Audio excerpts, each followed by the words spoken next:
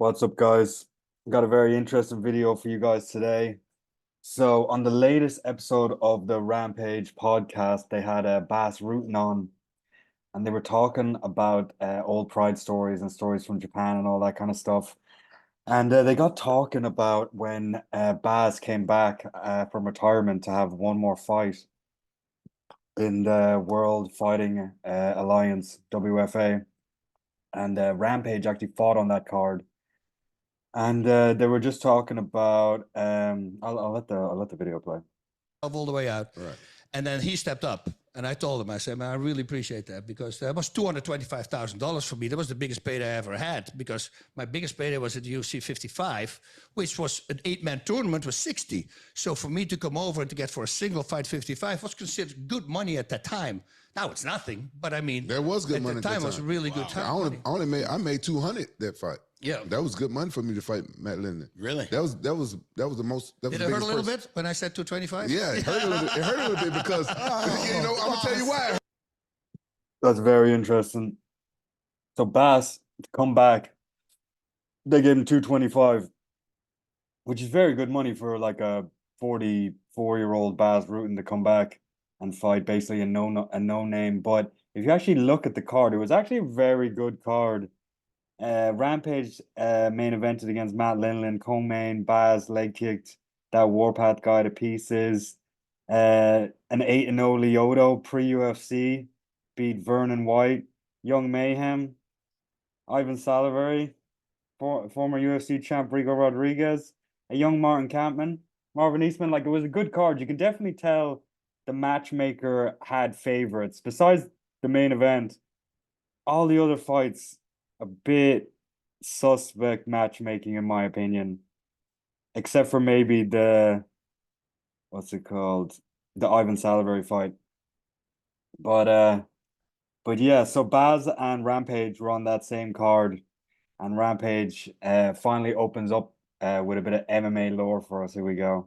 Boss up the top rope. Yeah, they hit me. I'm gonna tell you why it hurt because Jeremy Lappin told you. No, he didn't. I never knew till right now because he was my manager at first. He stopped managing me to be the promoter of that fight, right? Yeah.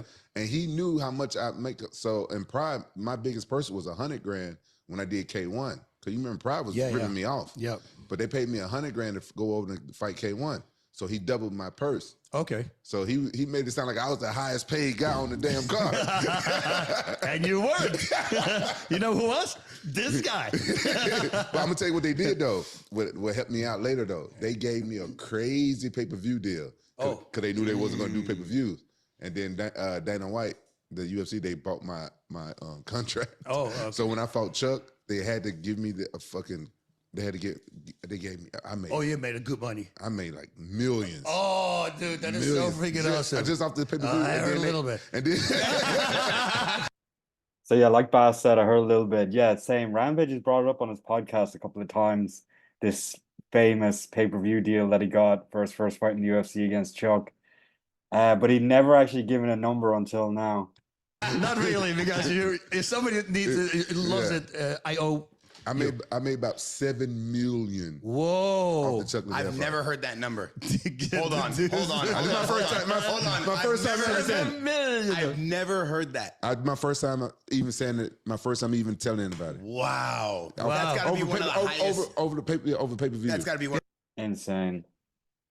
$7 million to absolutely obliterate Chuck in the first round. Oh, insane. 7 million. Like, nobody in MMA was getting anywhere close to that pre that, you know what I mean? Like, I think the first one to come close to anywhere near that after would probably be like Brock Lesnar for like UFC 100 or something.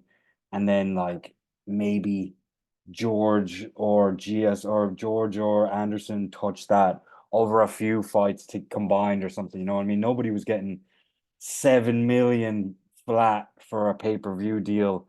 It's you hear it now with like John Jones will get that, or like Conor or Khabib and these kind of peoples, but Rampage in 2007 getting 7 million, Bob, is absolutely absurd. All right, I'll keep playing this. Yeah, back in 2007. But then what they did $7 million off Chuck Liddell. off pay-per-view. Boss, Yeah, does that pay-per-view. hurt a little bit more now? No, if somebody else, yes, but him, anything. But then they figured out that my pay-per-view numbers was crazy. So my next fight when I fought Dan Henderson was on TV. They didn't want to.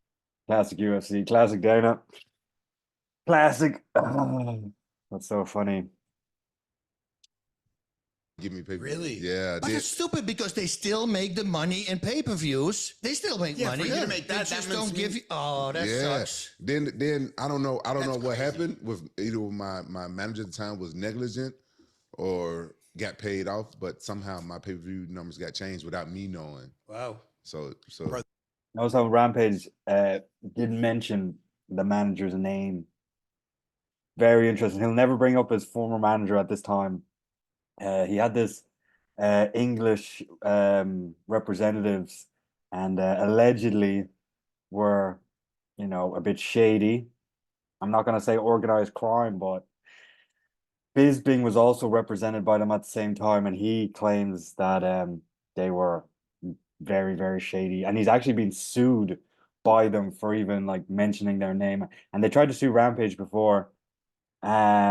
I think he's actually still in like a lawsuit with them at this moment. He's brought them up, or like he doesn't say any names or anything, but he's brought up former management and stuff.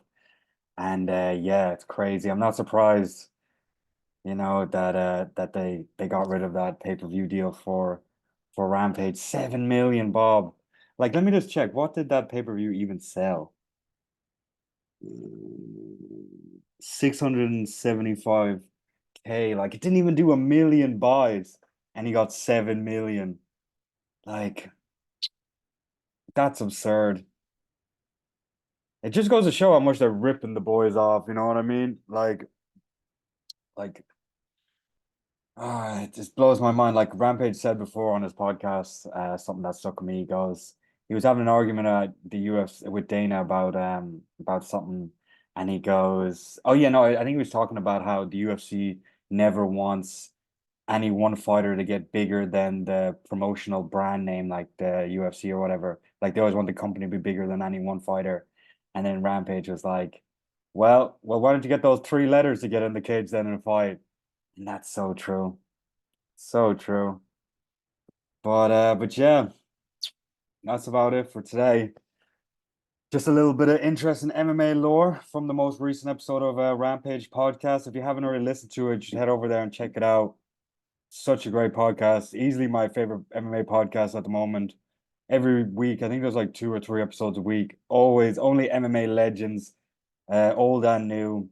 And yeah, classic Rampage, always cracking jokes. And yeah. Anyway, guys, there's another video from me. I'll catch you guys in the next one. Peace.